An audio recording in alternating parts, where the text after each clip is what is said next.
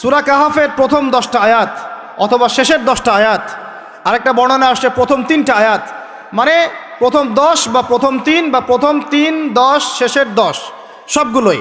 এগুলো যারা মুখস্থ করবে, আমল করবে, পাঠ করবে, তার জীবদ্দশায় যদি দাজ্জালও বের হয়, সেই দাজ্জাল তার কোনো ক্ষতি করতে পারবে না। এই সূরাটাকে নবী সাল্লাল্লাহু আলাইহি ওয়াসাল্লাম দাজ্জালের সাথে সম্পৃক্ত করেছেন, অন্য সূরাকে করেন নাই।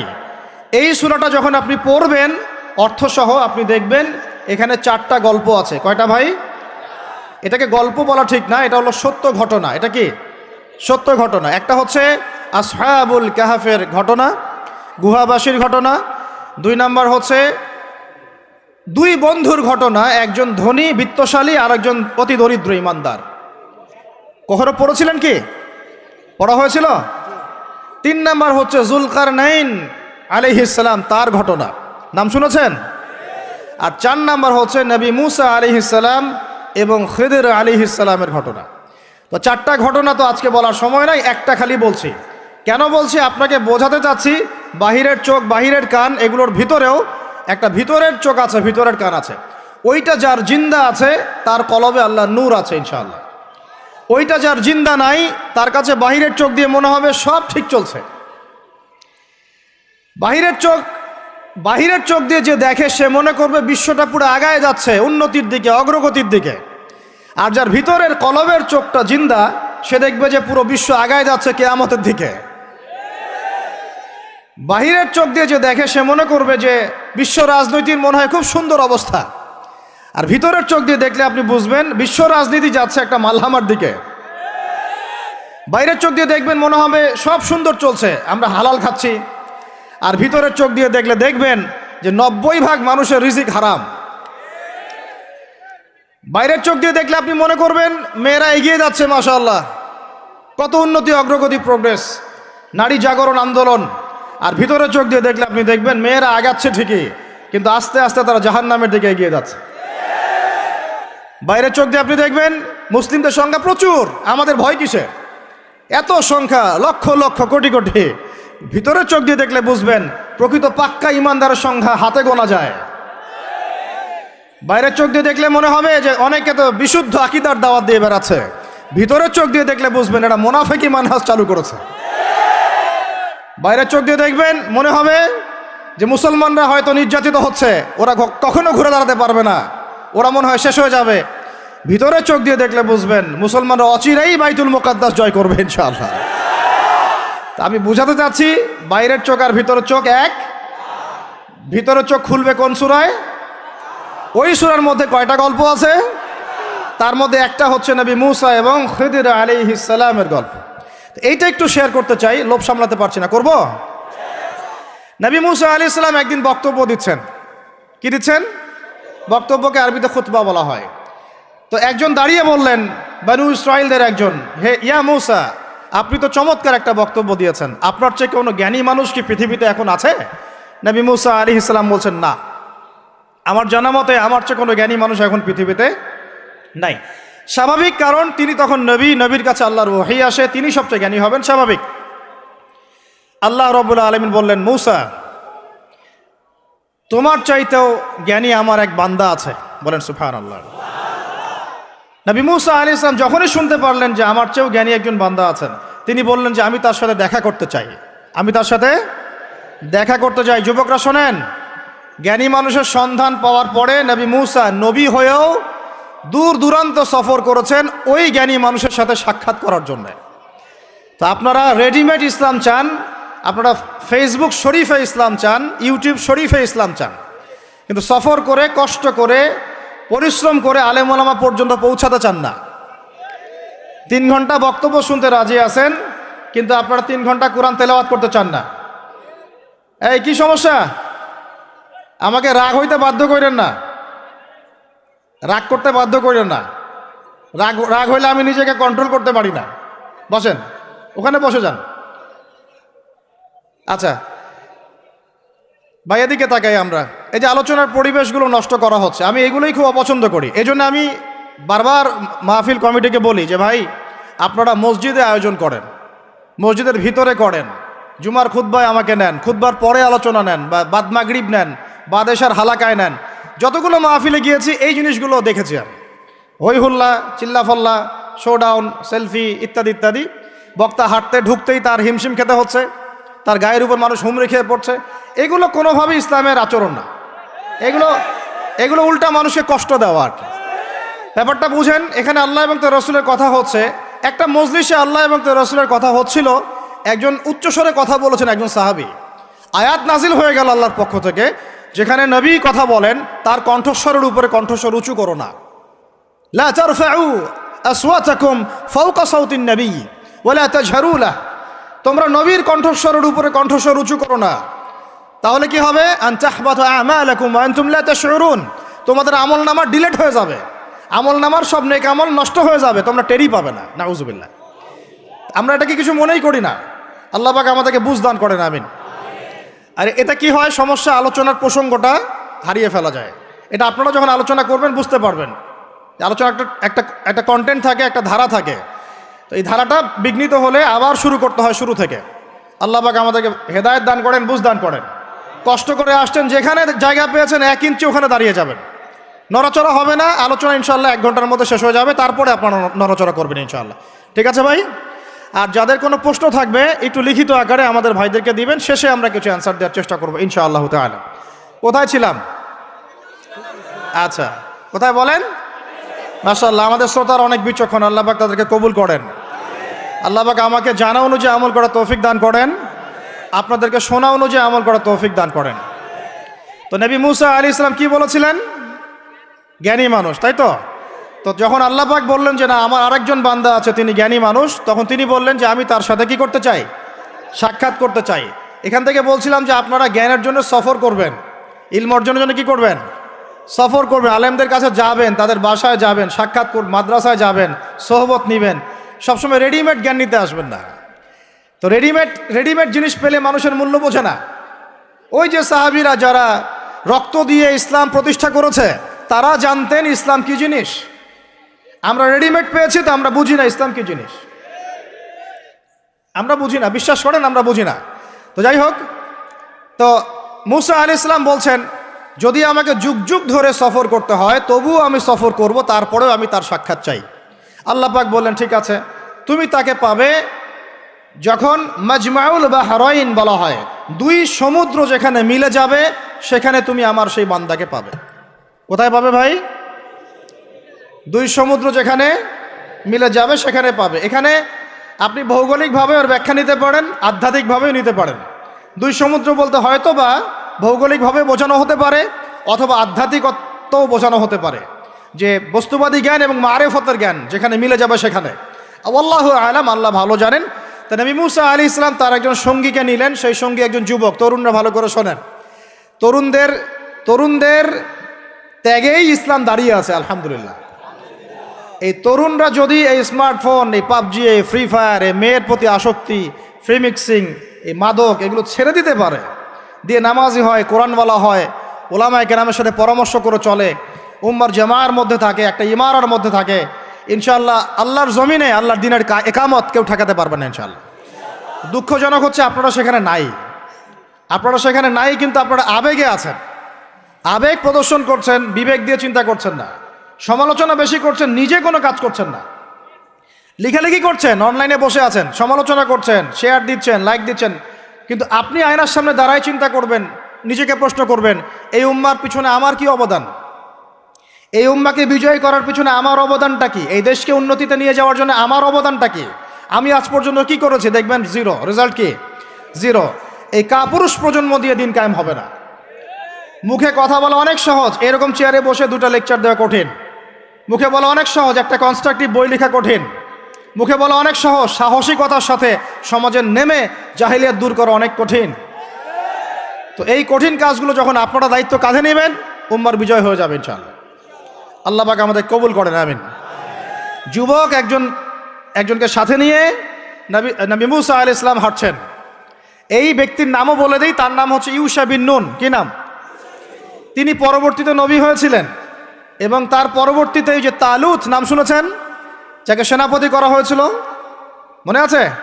ভুলে গেছেন, আপনারা পড়েন নাই মনে হয়। সূরা বাকারার শেষের দিকে আছে। ওই তালুতের নেতৃত্বেই তো বাইতুল মুকাদ্দাস জয় হলো, বনু ইসরাইল সেখানে ঢুকলো। এবং তখন সূর্য ডুবে যাচ্ছিল, তিনি দোয়া করছিলেন, আল্লাহ সূর্যটাকে থামিয়ে দাও। আল্লাহ পাক বাইতুল মুকাদ্দাস বিজয়ের স্বার্থে সূর্যকে থামিয়ে দিলেন। সুবহানাল্লাহ। মহাবিশ্বে সূর্যের ঘূর্ণন থেমেছে একবার, মহাবিশ্বে সূর্যের ঘূর্ণন আল্লাহ থামিয়ে দিয়েছেন। কোরআন সাক্ষী আছে, হাদিস সাক্ষী আছে। আবার অচিরেই নবী সাল্লাল্লাহু আলাইহি ওয়াসাল্লাম বলেছেন, দাজ্জাল যখন আসবে, ওর শাসন যখন শুরু হবে, 40 দিনের প্রথম দিনটা হবে 1 বছরের সমান। এখন 1 বছরের সমান একদিন কিভাবে হতে পারে, এটা আপনারা ভাববেন যারা অ্যাস্ট্রোফিজিক্স পড়েন, যারা ফিজিক্স নিয়ে পড়েন, যারা অ্যাস্ট্রোনমি নিয়ে ঘাটাঘাটি করেন, আপনারা এটা তদন্ত করে দেখেন কিভাবে একটা বছর একদিনের সমান হতে পারে। একদিন 1 বছর সমান কেমন করে হতে পারে? তারপরের দিন হবে 1 মাসের সমান, তারপরের দিন হবে 1 সপ্তাহের সমান, তারপরের দিনগুলো হবে আমাদের দিনের মতো। তার মানে মহাবিশ্বে কিছু একটা হতে পারে, আল্লাহ ভালো জানেন। তো ওইদিকে আমরা যাচ্ছি না। এখন নবী মুসা আলাইহিস সালাম হাঁটতে শুরু করলেন। চলতে চলতে চলতে তিনি ওই মাজমাউল বাহরাইনের কাছে পৌঁছে গেলেন। আল্লাহর পক্ষ থেকে নির্দেশ ছিল, তোমার থলির মধ্যে একটা মাছ নাও, যেই মাছটা যখন লাফ দিয়ে জীবিত হয়ে যাবে এবং সমুদ্রে লাফ দিয়ে ফেলবে, তখনই তুমি তার দেখা পাবে। একটা মৃত মাছ তিনি নিলেন, হাঁটা শুরু করলেন। যোজন যোজন দূর চলতেই থাকলেন, হাঁটতেই থাকলেন। এক পর্যায়ে একটা পাথরের হেলান দিয়ে রেস্ট নিচ্ছেন, বিশ্রাম করছেন। বিশ্রাম করতে গিয়ে তিনি তার সঙ্গীকে বলছেন, আচ্ছা, যে নাস্তা নিয়ে আসছিলাম সেটা নিয়ে আসো দেখি। তখন তিনি বলছেন, আমি তো আপনাকে বলতে ভুলে গিয়েছি, ওই মাছ তো জীবিত হয়ে চলে গেছে সমুদ্রের মধ্যে। তখন মুসা আলাইহিস সালাম বললেন, আরে আমাকে এতদিন বলোনি কেন, এতক্ষণ বলো নাই কেন? ওইটাই তো সেই জায়গা যেখানে আমি তাকে পাবো। তারা আবার ব্যাক করলেন। তারা ব্যাক করলেন, সেই জায়গায় দেখলেন পাথরের উপরে সেই আল্লাহর বান্দা বসে আছে। তার নাম খিদির আলাইহিস সালাম। খিদির শব্দের অর্থ শ্যামল। খিদির মানে শ্যামল। হাদিসে আসছে, তিনি যেখানে যেতেন মৃত জায়গার উপরে বসলে সেই জায়গা সবুজ হয়ে যেত। সুবহানাল্লাহ। তো খিদির মানে শ্যামল, সবুজ আলাইহিস সালাম। এখন তিনি পাথরের উপরে বসে আছেন। নবী মুসা আলাইহিস সালাম গিয়ে সালাম দিলেন, বললেন, আসসালামু আলাইকুম ওয়া রাহমাতুল্লাহ। তখন তিনি বলছেন, ওয়া আলাইকুম আসসালাম ওয়া রাহমাতুল্লাহি ওয়া বারাকাতুহু। তো মুসা আলাইহিস সালাম বলছেন, আমি মুসা। তখন খিদির আলাইহিস সালাম বলছেন, তুমি কি বনু ইসরাইলের মুসা? তুমি কি বনু ইসরাইলের মুসা? মানে বুঝাতে চাচ্ছি, খিদির আলাইহিস সালাম বনু ইসরাইলদের কেউ নন। পৃথিবীর সবচেয়ে জ্ঞানী মানুষ বনু ইসরাইলদের মধ্যে নন, তিনি বনু ইসরাইলের বাইরে কেউ একজন। তাই এখনকার যে স্টেট অফ ইসরায়েল দাবি করে যে তারা হচ্ছে ইহুদি এবং তারা বনু ইসরাইল, তারাই পৃথিবীর সবচেয়ে এলিট সোসাইটি, বাকি সবাই তেলাপোকা, ওদের এই দলিল, এই কথার উল্টা দিকে কোরআন কথা বলেছে যে খিদির বনু ইসরায়েলের কেউ ছিল না। তো পৃথিবীর সবচেয়ে সেরা মানুষ, জ্ঞানী মানুষকে খুঁজতে হলে নবী মুহাম্মদ সাল্লাল্লাহু আলাইহি ওয়াসাল্লামের উম্মতে আসতে হবে। কথা বুঝতে পারছেন? পরতে পরতে দলিল আছে, একটু ঠান্ডা মাথায় গভীরভাবে ভাবার চেষ্টা করতে হবে। তো এখন খিদির আলাইহিস সালামকে নবী মুসা আলাইহিস সালাম বলছেন যে, হাল আদুল্লুকা আলা আন তুআল্লিমানি মিম্মা উল্লিমতা রুশদা। আমি শুনেছি আল্লাহ আমাকে বলেছেন যে আপনি পৃথিবীর সবচেয়ে জ্ঞানী মানুষ, তাহলে আমি কি আপনার সাথে সঙ্গী হতে পারি, সফর করতে পারি, যে আপনাকে আল্লাহ পাক যে জ্ঞান শিক্ষা দিয়েছেন আপনি আমাকেও শেখাবেন? এটা হলো স্টুডেন্টের একটা আর্তনাদ। ছাত্র হিসেবে তিনি বলছেন, আমি কি আপনার সঙ্গী হতে পারি? আল্লাহ আপনাকে যে জ্ঞান শিখিয়েছেন আমাকেও শিখাবেন। দেখেন, একজন নবী এই কথা বলছেন।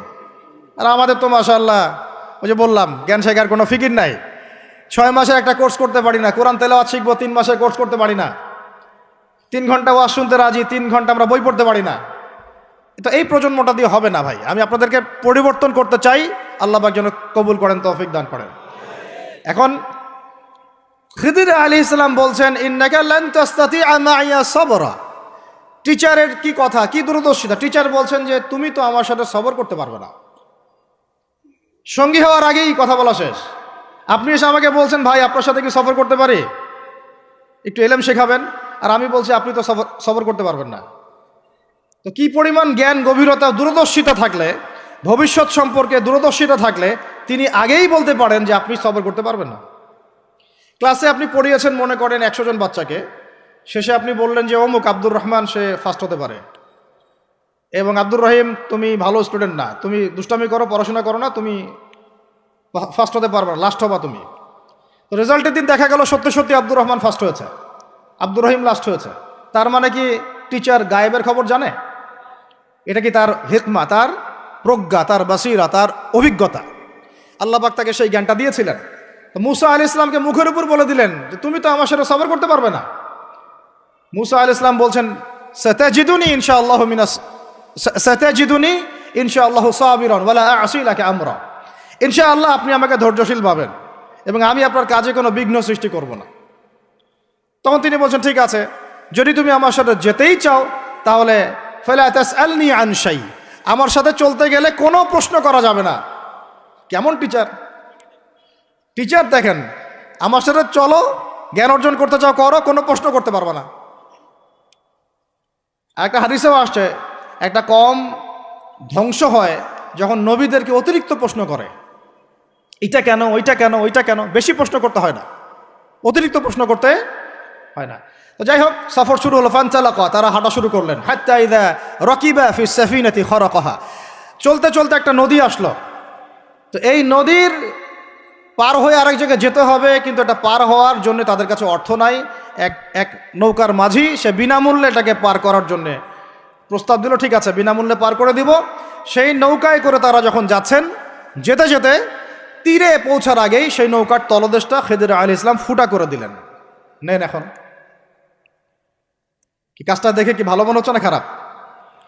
আমি আপনার গাড়িতে করে ধরেন যাচ্ছি, গাড়িটা যখন আপনি আমার বাসা পর্যন্ত পৌঁছে দিবেন তার আগে নামলাম, নাইমা আপনার টায়ার চারটা পাস্ট করে দিলাম, আপনি আমাকে কি বলবেন? কিছু বলবেন না, ফেসবুকে গিয়ে স্ট্যাটাস দিবেন অথবা লাইভে আসতে পারেন, তাই না? এই আর কি। তো নবী মুসা আলাইহিস সালাম রিয়াক্ট করলেন যে লাকাদ জি'তা শাইআন ইমরা, আপনি তো একটা অন্যায় কাজ করলেন মনে হচ্ছে। এটা কেন করলেন? যারা আমাদেরকে বিনামূল্যে বিনা পারিশ্রমিকে পার করে দিল, আপনি ওই নৌকা ফুটা করে ফেললেন। তখন খিদির আলাইহিস সালাম বললেন যে আমি তো তোমাকে বলেছি, আলাম আকুল লাক, আমি কি তোমাকে বলি নাই ইন্নাকা লান তাসতাতি'আ মা'ইয়া সাবরা, তুমি আমার সাথে সবর করতে পারবে না? মুসা আলাইহিস সালাম বলছেন যে ঠিক আছে, আমি যে ভুলে গিয়েছি এজন্য আমাকে পাকড়াও করেন না, আমি যে ভুলে গিয়েছি কথাটা এই জন্য আমাকে পাকড়াও করেন, একটা চান্স দেন আমাকে। তো ঠিক আছে চলো আবার। ফানতালাকা, আবার তারা চলা শুরু করলেন। হাত্তা ইযা লাকিয়া গুলামান ফাকাতালাহ, এবার একটা ছোট্ট বালকের সাথে দেখা হলো। এই 8 বছর 10 বছর বয়স হবে, এই গোলাম বালকের সাথে দেখা হলো। ফাকাতালাহু, এবার খিদির আলাইহিস সালাম তাকে হত্যা করলেন। একটা বাচ্চাকে, এটা কেমন হলো? নৌকা ফুটা করার চেয়ে বেশি ভারী না হালকা? আরো ভারী। মুসা আলাইহিস সালাম বলছেন লাকাদ জি'তা শাইআন নুকরা, আপনি তো এবার জঘন্য একটা কাজ করলেন, আপনি তো পুরো একটা নিষ্পাপ বাচ্চাকে হত্যা করে ফেললেন। তারপরে বললেন যে এরপর যদি আর একটা প্রশ্ন করো তাহলে তোমার সাথে আমার আর চলা হবে না, লাস্ট চান্স। ঠিক আছে চলেন। এবার চলতে চলতে ফানতালাকা হাত্তা ইযা আতায়া আহলা ক্বরিয়াতিন ইসতাতআমা আহলাহা ফাআবাউ আন ইউদাইফুহুমা, কোরআনে আসছে একটা করিয়া মানে একটা গ্রামের মধ্যে তারা ঢুকলেন। সেই গ্রামে ঢুকে মেহমানদারি চাইলেন, নাস্তা পানি চাইলেন আর কি। তো তারা মেহমানদারি করলো না, দূর দূর করে তাড়িয়ে দিল। অনেকটা আমাদের ওই কলকাতার দাদাবাবুদের মতো আর কি। জিজ্ঞাসা করো যে খেয়ে আসছেন না খেয়ে যাবেন, এটা আমাদের আস্তে আস্তে আমাদের মধ্যে ছড়ায় পড়তেছে আর কি। মেহমান আসলে বিরক্ত হয়, কবে যাবে সেই ফিকির করে। তো এরা মেহমানদারি করলো না, উল্টা তাকে তাড়িয়ে দিল। তো যাই হোক, এখন মুসা আলাইহিস সালাম বলছেন যে এখানে একটা ঘটনা ঘটেছে। খিদির আলাইহিস সালাম দেখলেন যে বাড়ি থেকে তাদেরকে তাড়িয়ে দেওয়া হলো, মেহমানদারি করা হলো না, ওই বাড়ির একটা দেয়াল ধসে পড়ে গেছে, ওই বাড়ির একটা দেয়াল ধসে পড়ে গেছে। তখন তিনি সেটাকে নিজের হাতে আবার নির্মাণ করে দিলেন। সুবহানাল্লাহ। এটা দেখে মুসা আলাইহিস সালাম বললেন যে আপনি তো চাইলে কিছু আজর নিতে পারতেন, আপনি যে এত কষ্ট করে এটা নির্মাণ করে দিলেন, আপনি তো চাইলে একটু টাকা পয়সা নিতে পারতেন। ওরা মেহমানদারি করলো না, ওইটা দিয়ে হয়তো আমরা কি করতে পারতাম, নাস্তা পানি করতে পারতাম। তখন তিনি বলেন হাযা ফিরাকু বাইনি ওয়া বাইনাক, এই হলো তোমার আমার ফেরাক, পার্থক্য শেষ, তোমার সাথে আমার চলা আর হলো না। আমাদের নবী সাল্লাল্লাহু আলাইহি ওয়াসাল্লাম বলেছিলেন যে যদি সেদিন মুসা আলাইহিস সালাম এই প্রশ্নগুলো বারবার না করতেন তাহলে আরো অনেক জ্ঞান শেখা যেত। সুবহানাল্লাহ। তখন তিনি বলছেন ঠিক আছে, হাযা ফিরাকু বাইনি ওয়া বাইনাক সাউনাব্বিউকা বিতাউইল মা লাম তাসতাতি আলাইহি সাবরা, তবে যাওয়ার আগে আমি তোমাকে জানিয়ে দিব এই 3টা ক্ষেত্রে মূল ঘটনা কি ছিল যে বিষয়ে তুমি সবর করতে পারো নাই।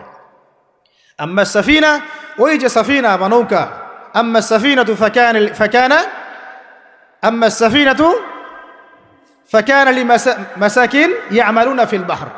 ওই যে সাফিনা বা নৌকাটা, ওইটা ছিল মিসকিনদের। মিসকিন মানে বলা হয় কি, হতদরিদ্র মানুষ, জেলে টাইপের, যাদের কিছু নাই, নৌকায় মানে সমুদ্রে মাছ ধরে ধরে খায়, এরকম কিছু মানুষের ওই সাফিনা বা নৌকাটা ছিল।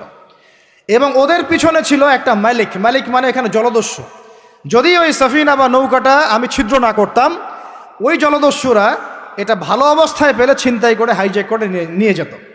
আমি যেহেতু ফুটা করে দিয়েছি, এই জন্য এটা ত্রুটিযুক্ত এই নৌকাটা তারা আর নিবে না। তোমার কাছে বাইরের চোখ দিয়ে মনে হয়েছে যে আমি একটা অন্যায় করেছি, আসলে আমি তাদের উপকারী করেছি। বলেন সুবহানাল্লাহ। বুঝাতে পারছি বাইরের চোখ ভিতরের চোখ কি জিনিস? আচ্ছা, তারপরে ওয়াম্মাল গুলাম, এটা কি ভাই হাফেজ কে আছেন এখানে?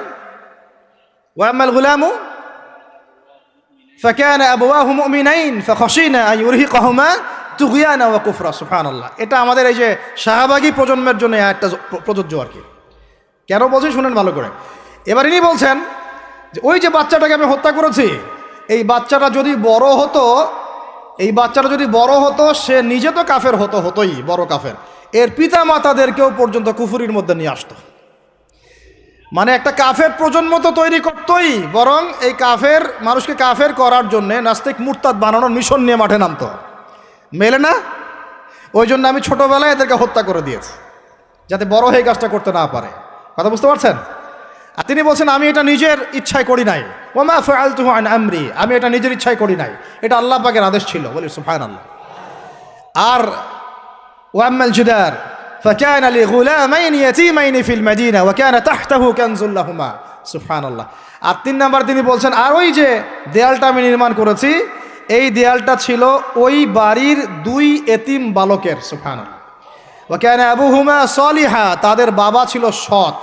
আর ওই দেয়ালের নিচে তাদের বাবা মায়ের রেখে যাওয়া পৈতৃক সম্পত্তি, খাজানা ছিল। যদি দেয়াল নির্মাণ না করতাম, মানুষ সেই খাজানা নিয়ে চলে যেত।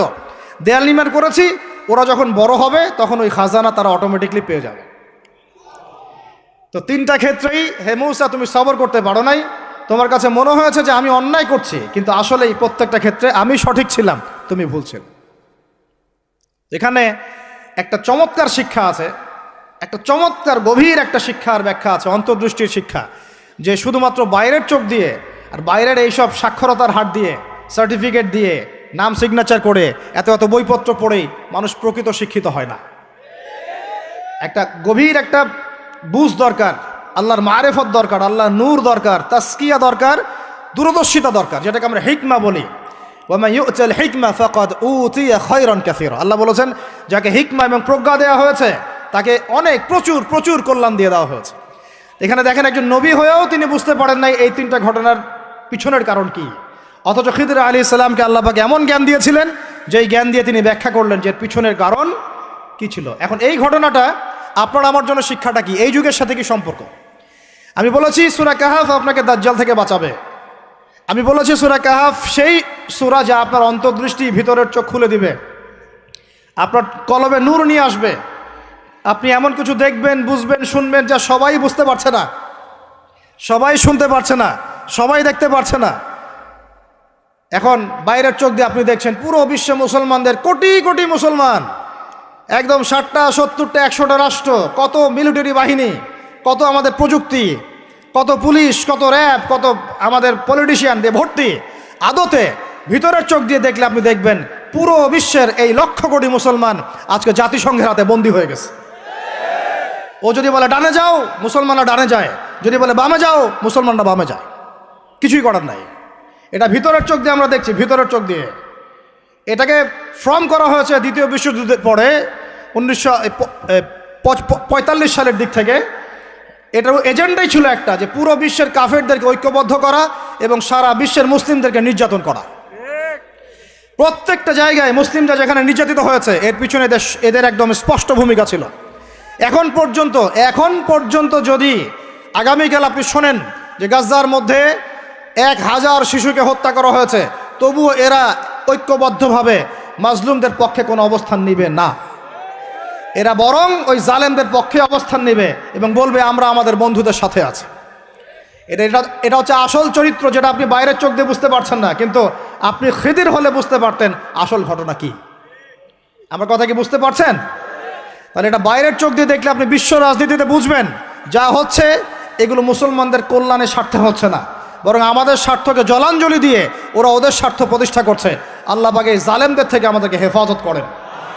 এইটা হচ্ছে মূল তাগুতি শক্তি, পুরো বিশ্বের মূল তাগুত, মূল কুফর, মূল শিরকের গোড়াই হচ্ছে এটা।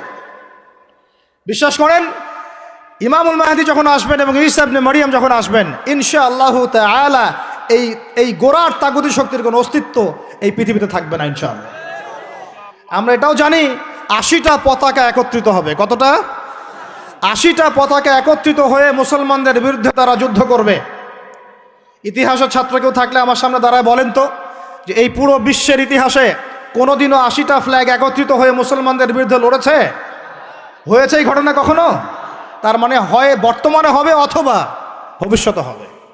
আর আপনাকে যদি জিজ্ঞাসা করি এটা কাদের দ্বারা সম্ভব, পুরো বিশ্বের 80টা ফ্ল্যাগকে একত্রিত করা কাদের দ্বারা সম্ভব? আপনার বিচক্ষণতা থাকলে, খিদির যদি আপনি হয়ে থাকেন, আপনি বুঝতে পারবেন কাদের দ্বারা সম্ভব। এখন এটা হলো জিওপলিটিক্যাল অবস্থা। তবে ওইখানে যে ওদের মধ্যে সবাই এক তা নয়, ওদের মধ্যেও দুটো ভাগ আছে। এক শ্রেণীর নাসারা আছে যারা মুসলমানদের কাছাকাছি থাকবে, যারা দেখবেন মুসলমানদের পক্ষে অবস্থান নেবে। আর এক শ্রেণীর নাসারা থাকবে যারা মুসলমানদের সরাসরি শত্রুতা করবে। এই বিষয়ে আল্লাহ পাক সূরা মাইদার মধ্যে স্পষ্ট বলেছেন, ইয়া আইয়ুহাল্লাযীনা আমানু, হে মুমিনগণ, লা তাত্তাখিযুল ইয়াহুদা ওয়ান নাসারা আউলিয়া, তোমরা ইহুদি এবং নাসারাদেরকে বন্ধুরূপে গ্রহণ করো না। কে বলেছেন? কে বলেছেন? এখন আপনি কি আল্লাহর দিকে তেরে আসবেন? আপনি কি আল্লাহর সামনে আল্লাহর দিকে তেরে আসবেন? হ্যাঁ, আল্লাহ আপনি কেন এই কথা বললেন, আপনি কেন অসাম্প্রদায়িক কথা বললেন, এমন কথা বলবেন? আল্লাহ বলছেন সূরা মাইদা আয়াত নাম্বার 51-তে, কত নাম্বার? আল্লাহ বলছেন, ইয়া আইয়ুহাল্লাযীনা আমানু, হে মুমিনগণ, তোমরা যদি মুমিন হয়ে থাকো, লা তাত্তাখিযুল ইয়াহুদা ওয়ান নাসারা আউলিয়া, ইহুদি এবং নাসারাদেরকে বন্ধুরূপে গ্রহণ করো না। এখন কি আল্লাহ পাক সব ইহুদিকেই বলছেন, সব ইহুদি সব নাসারাকেই বলছেন, সব খ্রিস্টানকে বলছেন? উত্তর না। কাদেরকে বলছেন? বা'দুহুম আউলিয়া উ বা'দ, ইহুদি নাসারার মধ্যে যারা একে অপরের বন্ধু, ইহুদি নাসারাদের মধ্যে যারা একে অপরের বন্ধু, আল্লাহ পাক তাদেরকে আমাদেরকে বন্ধুরূপে গ্রহণ করতে নিষেধ করেছেন। কেন? আল্লাহ পাক বলেছেন, ওয়া মান ইয়াতাওয়াল্লাহুম মিনকুম ফাইন্নাহু মিনহুম, তোমাদের মধ্যে কেউ যদি ওদের দিকে চলে যায়, ওদের দিকে মুখ ফিরায়, ওদের সাথে বন্ধুত্ব করে, অ্যালায়েন্স করে, তাহলে সে এই উম্মার কেউ না, সে তাদের অন্তর্ভুক্ত হয়ে যাবে। নাউজুবিল্লাহ। এখন আপনি বলেন তো, সারা বিশ্বের ইহুদি এবং খ্রিস্টানরা কি একসাথে আছে? না, ওদের মধ্যে কিন্তু বিভক্তি আছে, আছে না? ওদের মধ্যে বিভক্তি আছে। খেয়াল করে দেখেন, এই ইস্যুগুলোতেও সব খ্রিস্টান কিন্তু একসাথে ইহুদিদের পক্ষ নেয় নাই। ভালো করে খেয়াল করে দেখবেন, বোঝার চেষ্টা করবেন, ওয়ার্ল্ড অ্যাফেয়ার্স বুঝবেন। ওদের মধ্যে ডিভাইডেশন আছে। আল্লাহ পাক বলছেন সব ইহুদি সব খ্রিস্টান খারাপ এমন নয়, তাদের মধ্যেও ভালো মানুষ আছে। কিন্তু যে ইহুদি যে খ্রিস্টানরা একে অপরের বন্ধু, তাদেরকে তোমরা বন্ধুরূপে গ্রহণ করো না। তাহলে আমাকে বলেন তো, স্ট্রেট ফরওয়ার্ড বলি, যে যারা প্যালেস্টাইনে জুলুম করছে, যে জারজ রাষ্ট্র, তাদের বন্ধু কোন খ্রিস্টানরা? কোন দিকের, কোন পৃথিবীর কোন দিকের, কোন সভ্যতার খ্রিস্টান রাষ্ট্রগুলো ওকে মদদ দিয়েছে বলেন তো দেখি? সর্বপ্রথম ওকে বড় করেছে ব্রিটেন। কে বড় করেছে? এবং এই পশ্চিমা সভ্যতা, ওর সাথে আরও অনেকগুলো কান্ট্রি আছে। তারপরে দ্বিতীয় বিশ্বযুদ্ধের পর 1914 সালে যখন অটোম্যানদেরকে পরাজিত করা হয়েছে, তখন ব্রিটেন ইহুদিদেরকে ঢুকিয়েছে জেরুজালেমে। তারপরে পেলে বড় করেছে। তারপর যখন ওরা একটু শক্তিশালী হয়ে গেছে, তখন ব্রিটেনের রোল শেষ। দ্বিতীয় বিশ্বযুদ্ধের পর সে দায়িত্ব চাপিয়ে দিয়েছে আমেরিকার হাতে। এরপরে সে এই জারজ রাষ্ট্রটাকে আস্তে আস্তে বড় করতে করতে ওই শিশু থেকে একদম ঘোড়সাওয়ারের ঘোড়ায় পরিণত করেছে, আরও শক্তিশালী করেছে। এবং বিগত 1945 থেকে এই 2024 পর্যন্ত, এখন পর্যন্ত প্রত্যক্ষ মদত দিয়ে সে তাকে বিশ্বের রুলিং স্টেট বানিয়েছে। এখন সে বিশ্বের মুসলমানদেরকে বলে, ওঠো, মুসলমানরা ওঠে, বসতে বললে বসে। বাস্তবতা এটা না যে আপনার অনেক মসজিদ আছে, অনেক মাদ্রাসা আছে, অনেক মুসলমান, আপনারা যুব সমাজের একদম বিস্ফোরণ, একজন বক্তা আসছে, একদম আল কোরআনের আলো ঘরে ঘরে জ্বালো। আদতে এগুলোর কোনো মূল্য হচ্ছে না। আদতে এগুলো দিয়ে সারা বিশ্ব দিন প্রতিষ্ঠা হচ্ছে না। কারণ বিশ্বের বাস্তবতা আমরা বুঝতে পারি নাই। বিশ্বের বাস্তবতা বুঝতে হলে খিজির হতে হবে। বিশ্বের বাস্তবতা এইটাই যে ওরা এখন এত শক্তিশালী একটা অবস্থায় গিয়েছে, ওখান থেকে আমাদেরকে তারা কন্ট্রোল করা শুরু করেছে বিগত প্রায় 100 বছর থেকে। কত বছর থেকে? এগুলো আমাদের হুঁশই নাই। আমরা মনে করি মাশাআল্লাহ আমি 5 ওয়াক্ত নামাজ পড়ি, কাম খালাস, আমি যাকাত দিয়েছি, কাম খালাস, আমি একদম পর্দা করি, মাশাআল্লাহ সব কাম খালাস, আমি একটা মসজিদ করেছি, বাস কাম খালাস, আমি মাশাআল্লাহ একটা মাদ্রাসা চালাই, বাস দিন কায়েম হয়ে গেছে। No, not at all. Question কালেও না। যতদিন পর্যন্ত মুসলমানরা আবার সেই ওমর ইবনুল খাত্তাবের শাসন কায়েম করতে পারে নাই, এই বিশ্বে মুসলমানরা স্বাধীন নয়। আমরা এখনো স্বাধীনতা অর্জন করতে পারি নাই। আমরা সেদিন স্বাধীনতা অর্জন করতে পারবো যেই দিন বাইতুল মুকাদ্দাস আমাদের হাতে হবে ইনশাআল্লাহ। ওই দিন আমরা 10 গুণ মূল্য আদায় করবো ইনশাআল্লাহ। এই যে আমাদের এক একটা ভাই, এক একটা বোন, এক একটা আমাদের শিশু, এদের এক একটা রক্তের, মাজলুমদের রক্তের 10 গুণ চড়া মূল্য আদায় করবো ইনশাআল্লাহ। আল্লাহ নবী সেটা বলেছেন যে ইহুদিদের বিপক্ষে কথা বলবে পাথর এবং গাছ, পাথর এবং গাছ পর্যন্ত, হাত্তা ইয়াকুলুশ শাজার ওয়াল হাজার, এমনকি গাছ এবং পাথর কথা বলা শুরু করবে, ইয়া মুসলিম, হে মুসলিম সৈন্য, ইন্না ওয়ারাইল ইয়াহুদ, আমার পিছনে ইহুদি সৈন্য দাঁড়িয়ে আছে, তাল ফাকতুলহু, আসো একে হত্যা করে যাও। এই দৃশ্য দেখার জন্য এখনো এই সভ্যতা বাকি আছে ইনশাআল্লাহ। ইনশাআল্লাহ আমরা 10 গুণ চড়া মূল্য আদায় করবো ইনশাআল্লাহ। আমাদের মাজলুম ভাইদেরকে হত্যা করা হয়েছে, আমাদের বাচ্চাদেরকে বোম মেরে হত্যা করা হয়েছে, আমাদের বোনদেরকে দিনের পর দিন ধর্ষণ করা হয়েছে, বিগত 100 বছর হয়ে গেল। আর আশপাশে অনেক মুনাফিক বসে আছে, এরা টু শব্দ পর্যন্ত করতে পারে না। ধিক তোমাদের রাজতন্ত্রের উপরে, তোমাদের ক্ষমতার উপরে ধিক্কার জানাই আমরা। যেই ক্ষমতা নিয়ে তোমরা ইহুদিদের বিরুদ্ধে দাঁড়াতে পারো না, এই ক্ষমতার উপর আমরা ধিক্কার জানাই। ওর চেয়ে ওই মাজলুম ভাইরা অনেক ভালো যারা ওই গুটি কয়েক লাঠিসোঁটা নিয়ে এদের প্রতিবাদ করেছে।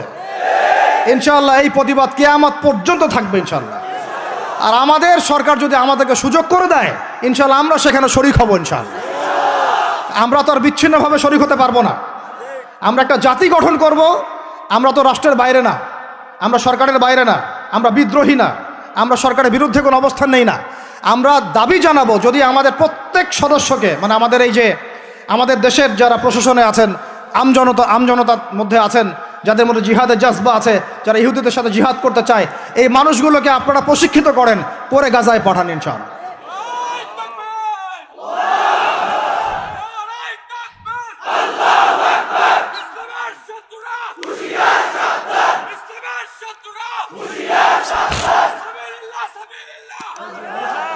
আমি এখানে গরম গরম বক্তব্য দিতে আসি নাই। এখানে গরম গরম বক্তব্য দিয়ে আপনাদেরকে উত্তেজিত করা আমাদের উদ্দেশ্য না। উদ্দেশ্য হচ্ছে বিশ্বের প্রেক্ষাপটটা বোঝানো। এই বিশ্বে আমরা স্বাধীন হতে এখনো পারি নাই। যেদিন পারবো, কোন দিন পারবো? যেদিন বাইতুল মুকাদ্দাস আমাদের হাতে আসবে। বিশ্বাস করেন ওই জায়গা থেকেই ইনশাআল্লাহ অচিরে ঈসা ইবনে মারিয়াম সারা বিশ্বকে শাসন করবে ইনশাআল্লাহ।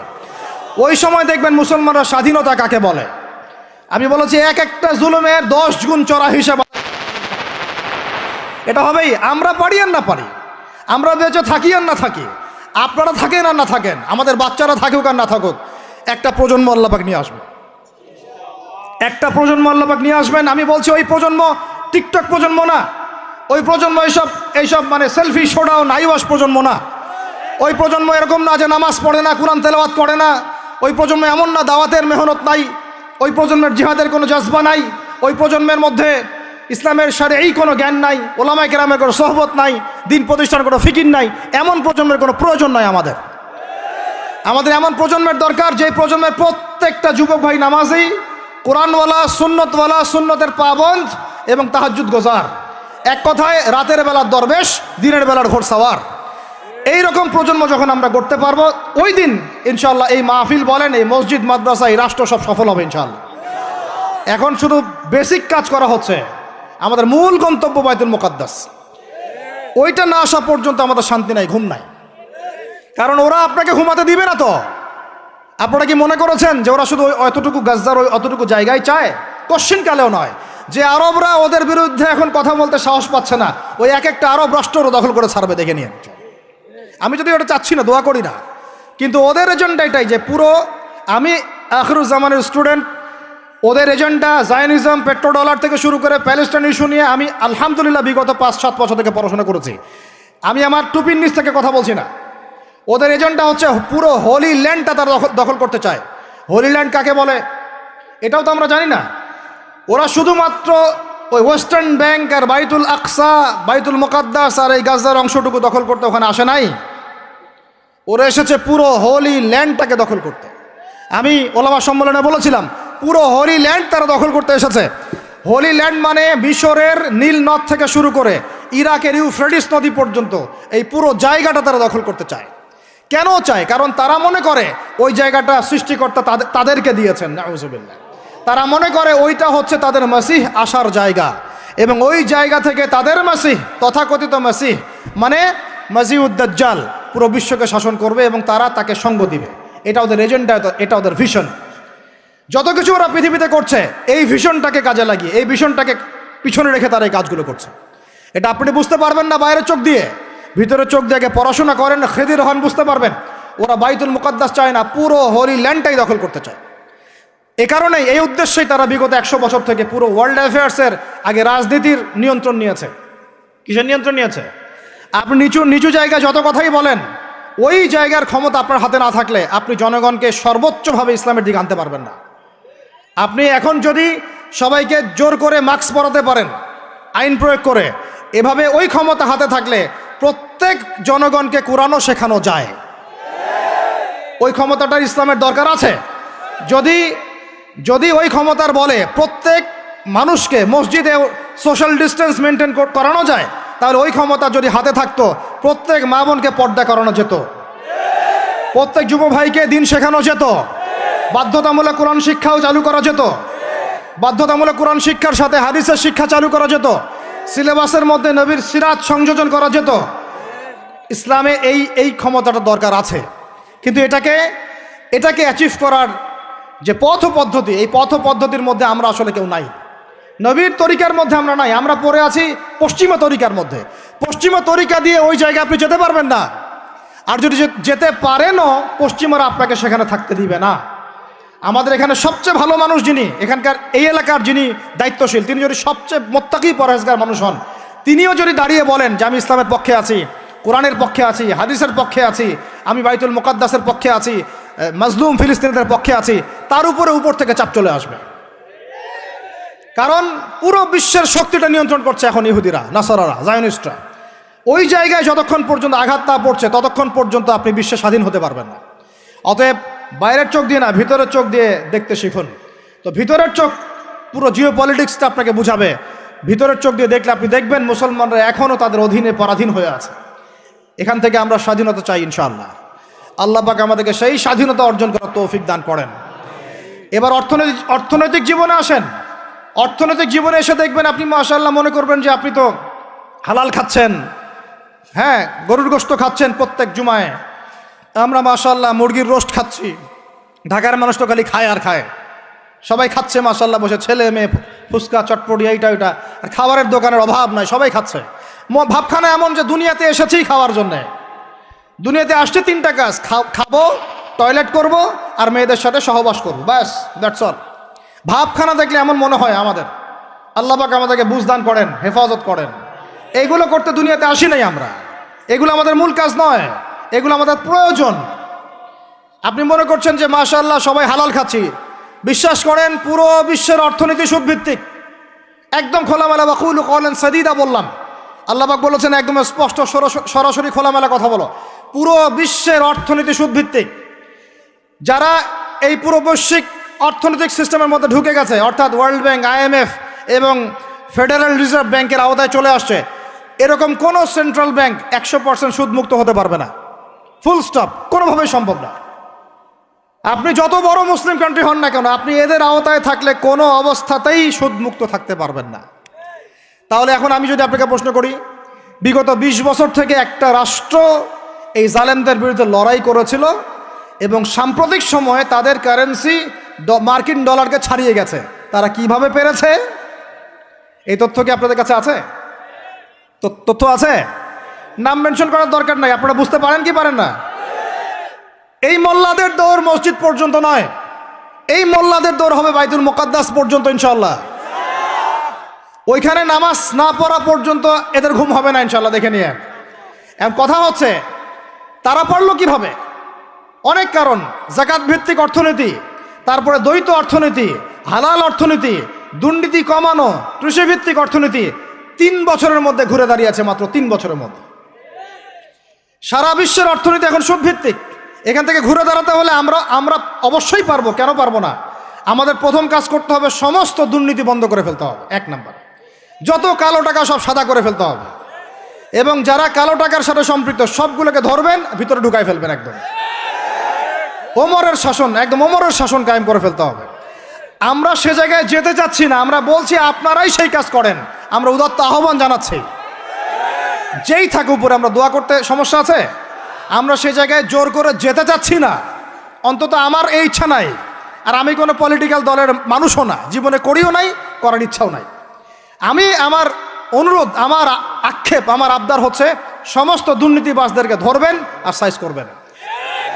উমর রাদিয়াল্লাহু তাআলা আনহুর মতো সে যদি দাড়িওয়ালাও হয়, টুপিওয়ালাও হয়, পাগড়িওয়ালা হয়, জুব্বাওয়ালা হয়, ইমাম হয়, তবু তাকেও ধরবেন, কোনো সমস্যা নেই। সমস্ত কালো টাকাকে সাদা করে ফেলবেন, দেখবেন এমনি বাইতুল মালের সম্পদ বেড়ে গেছে, আলহামদুলিল্লাহ। দ্বিতীয় কাজ, যাকাত ভিত্তিক অর্থনৈতিক সিস্টেম চালু করা। বাংলাদেশে এমন প্রচুর মানুষ আছে যাদের একজনের যাকাতের টাকা দিয়ে একটা গ্রামের মানুষকে খাওয়ানো যাবে ইনশাআল্লাহ। এরা যাকাত দেয় না, এরা ট্যাক্সও দেয় না, সরকারকে করও দেয় না, যাকাতও দেয় না। এই ট্যাক্স ফাঁকি দেওয়া মানুষ, কর ফাঁকি দেওয়া মানুষ, এই জোচ্চরদেরকে ধরতে হবে, ধরে এদের কাছ থেকে যাকাত আদায় করতে হবে, বাধ্যতামূলক যাকাত আদায় করতে হবে। তারপরে দেখবেন আমরা বৈদেশিক ঋণের জন্য বসে থাকার কোনো প্রয়োজন হবে না, আমাদের টাকা দিয়ে আমরাই চলতে পারবো ইনশাআল্লাহ। 3 নাম্বার হচ্ছে দ্বৈত অর্থনীতি। ওরা কিন্তু একটা কারেন্সি চালায় নাই, একাধিক কারেন্সি চালিয়েছে। এটা অর্থনীতিবিদ যারা তারা বুঝবেন। একটা কারেন্সির অনেক দুর্বলতাও আছে, এগুলো নিয়ে আমি খোলামেলা কথা এই মাহফিল স্টেজে বলতে পারবো না। বসতে চাইলে বসেন আমার সাথে, অর্থনীতি নিয়ে বসতে চাইলে আমার সাথে বসেন, আমরা আলোচনা করি, কথা বলেন, আমাদেরকে মূল্যায়ন করেন, কথা শোনেন। ইউসুফ আলাইহিস সালাম বলেছিল না যে আমি বিশ্বস্ত, আমাকে দায়িত্ব দেন? আমি বলতে চাই আমি বিশ্বস্ত, আমাকে দায়িত্ব দেন। আমাকে 5 বছর সময় দেন, পুরো দেশের শিক্ষা সিস্টেম চেঞ্জ করে দেবো ইনশাআল্লাহ। প্লে গ্রুপ থেকে প্লে গ্রুপ থেকে নিয়ে মাস্টার্স পর্যন্ত এমন শিক্ষানীতি প্রণয়ন করা সম্ভব যে আমাদের বাচ্চারা একদম প্লে থেকে মাস্টার্স পর্যন্ত বাংলা, ইংরেজি, অঙ্ক এবং জেনারেল সাবজেক্টগুলোর সাথে কোরআন হাদিসের একটা অপূর্ব সমন্বয়ে পড়াশোনা করবে ইনশাআল্লাহ। একা করে দিতে পারবো ইনশাআল্লাহ তাআলা। আমাকে এরকম 100 জন শিক্ষাবিদ দেন, 100 জন আলেম ওলামা দেন, একটা প্যানেল করে দেন, পুরো দেশের শিক্ষা চেঞ্জ করে দেওয়া যাবে ইনশাআল্লাহ। যাদেরকে রেখেছেন এদের মাথায় গোবর আছে, যাদেরকে রেখেছেন এদের মাথায় টাটকা গোবর আছে। বইপত্রগুলোর অবস্থা দেখেছেন? বইপত্রগুলো ঘাটাঘাটি করেছেন? সমকামিতা প্রমোট করছে আমাদের দেশের মধ্যে, ট্রান্সজেন্ডার প্রমোট করছে আমাদের দেশের মধ্যে। আমাদের বাচ্চা কাচ্চা, কচি কাঁচা বাচ্চাদেরকে শারীরিক শিক্ষার নামে যৌন শিক্ষা দিচ্ছে। এগুলো আমাদের মুসলমানদের শিক্ষা? এটা চলতে থাকলে দেখবেন অচিরেই কোনো মানুষ বাচ্চাদেরকে স্কুলে পাঠাবে না, এটা অরুচি ধরে যাবে। তখন কি হবে? কোটি কোটি স্কুল, কলেজ, বিশ্ববিদ্যালয়ে খা খা করে পড়ে থাকবে, কেউ পাঠাবে না ওখানে। তখন মাদ্রাসার দিকে মানুষ ঝুঁকবে আরো বেশি। আমি তো দাবি জানাই উপরের লেভেল থেকে এমন একটা শিক্ষা ব্যবস্থা প্রণয়ন করা হোক যাতে আমার মাদ্রাসা গড়ার প্রয়োজনই না হয়। ওই সিস্টেম রাষ্ট্রীয়ভাবেই পড়ানো হবে ইনশাআল্লাহ। আপনি মালয়েশিয়ার দিকে তাকিয়ে দেখেন, আপনি এই যে ওয়েস্টার্ন কান্ট্রির মধ্যে অনেক কান্ট্রি আছে, অস্ট্রেলিয়ার মতো জায়গাতে আছে, ব্রিটেনের মতো জায়গাতে আছে, কোনো কোনো ক্ষেত্রে আপনি লেবাননকে দেখেন, ইয়েমেনকে দেখেন, জর্ডানকে দেখেন, কাতারকে দেখেন, সৌদি আরবিয়াকে দেখেন, অনেক কান্ট্রি আছে। ভালো কাজের তো প্রশংসা করতে দোষ নাই, দোষ আছে? এমনকি অনেক পশ্চিমা কান্ট্রিতেও একদম উপর লেভেল থেকে ইসলামিক সিলেবাস প্রণয়ন করা হয়েছে। তার মানে এমন না যে তারা সায়েন্সকে গুরুত্ব দেয় নাই, ম্যাথকে গুরুত্ব দেয় নাই, ফিজিক্স পড়ায় নাই, অ্যাস্ট্রোফিজিক্স পড়ায় নাই, ইকোনমিক্স পড়ায় নাই, বিষয়টা এমন না। তারা ফিলসফি পর্যন্ত পড়িয়েছে। ঘাটাঘাটি করেন, অনলাইনে সব মজুদ আছে। এমন শিক্ষানীতি প্রণয়ন করা সম্ভব, একদম প্লে থেকে নিয়ে মাস্টার্স পর্যন্ত। আমার ছেলে ইমামতিও করবে, এদিকে বিমানও উড়াবে ইনশাআল্লাহ। আমার মেয়ে ডাক্তারও হবে, এদিকে দেখবেন হাফেজাও হবে ইনশাআল্লাহ। একজন মুফতি সাহেব, তিনি ফতোয়াও দিবেন, একই সাথে বিশ্ব অর্থনীতি সম্পর্কেও জানবেন ইনশাআল্লাহ। একজন আর্মি অফিসার, তিনি যেমন সামরিক ক্ষেত্রে লিডার হবেন, তেমনি দেখবেন ফিকহের কিতাব মোতালা করে ফতোয়া দিতে পারছেন ইনশাআল্লাহ। এই যুগটা এটা কোনো মানে স্বপ্নের যুগ নয়, এই যুগটা ছিল এক সময়। বেশি দিন দূরে যেতে হবে না, আপনি 200, 300, 400 বছর পিছনে যান, দেখবেন মুসলমানরা এমন সোনালী যুগ পার করে আসছে। অতএব এগুলো কোনো গাল গল্প করছি না আমি, এগুলো বাস্তবে রূপান্তরিত করা অবশ্যই সম্ভব, বারহাক সম্ভব, যদি এরকম কিছু মানুষের মধ্যে উদ্দীপনা থাকে, একটা সৎ সাহস থাকে, আমাদের উপর থেকে যদি একটা সহযোগিতা আসে এবং আমাদের মতো যারা ইয়াং তাদেরকে যদি মূল্যায়ন করা হয়, ইনশাল্লাহ দেখবেন বাংলার জমিন পরিবর্তন হয়ে গেছে। এই পরিবর্তন হলে দেশের জন্য কোনো খারাপের কিছু নাই, রাষ্ট্র পিছিয়ে যাবে না, রাষ্ট্র আরও এগিয়ে যাবে ইনশাআল্লাহ তাআলা। আরও ব্যাপার আছে, আপনি মালয়েশিয়ার একটা ক্লাস 10-এর বাচ্চার দিকে তাকান। ক্লাস 10-এর একটা বাচ্চা কোনোদিন মাদ্রাসায় যায়ই নাই, স্কুলে পড়েছে, কিন্ডারগার্টেনে পড়েছে, রাষ্ট্রীয় সিলেবাসে পড়েছে, মাত্র 10 থেকে 12 বছর পড়াশোনা করে ও এখন এদিকে এসএসসি এইচএসসি লেভেলেও চলে গেছে, ও লেভেল এ লেভেলস পরীক্ষা দিয়েছে, এদিকে সে ইমামতি করার যোগ্যতা অর্জন করেছে। এখন আমাকে বলেন ওই রাষ্ট্রটা কি পিছিয়ে গেছে? অতএব এই শিক্ষার দিকে অনেক মনোযোগ হতে হবে আমাদের সবাইকে, আল্লাহ পাক তৌফিক দান করেন। আমরা যদি এখন এগুলোর বিরুদ্ধে গঠনমূলক কথা না বলি, গঠনমূলক প্রতিবাদ না করি এবং আমাদের রাষ্ট্রপ্রধানদেরকে না বুঝাই, তাহলে অনেক দেরি হয়ে যাবে। আজকে থেকে 20 বছর আগে ইহুদি খ্রিস্টানরা পরিকল্পনা করেছিল এই টিকটক প্রজন্ম গড়ে তোলার জন্য, তারা আজকে সফল হয়েছে। এখন আমরা যদি এখন চুপ করে থাকি, আগামী 20 বছর পর আপনি দেখবেন আর একটা প্রজন্ম আসছে, এরা মানুষকে সালাম পর্যন্ত দিবে না।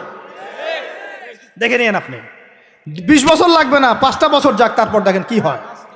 আল্লাহ, এরা কি এখন বাসায় ঢুকে বাবা মাকে সালাম দেয়? কারণ কোনো প্রতিষ্ঠান ওকে সালাম দেওয়া শিখায় নাই, স্কুলে না, কলেজে না, কোথাও সে সালাম দেওয়া শিখছে না। আসসালামু আলাইকুম ওয়া রাহমাতুল্লাহি ওয়া বারাকাতুহু বিশুদ্ধ করে বলতে পারছে না। বিশুদ্ধ করে বলতে হবে না? অর্থ আছে না? এর একটা তাজবিদ আছে না? এগুলো তো আমরা গুরুত্ব দিচ্ছি না। এমন প্রজন্ম গড়ে উঠেছে অলরেডি যারা এখন পিতা মাতাকে সালাম দেয় না, পিতার সাথে ঝগড়া করে, মায়ের সাথে, মায়ের গায়ে হাত তুলে, মায়ের গায়ে হাত তুলে, সম্পত্তির জন্য মাকে হত্যা করে, সম্পত্তির জন্য বাবার গায়ে হাত তোলে।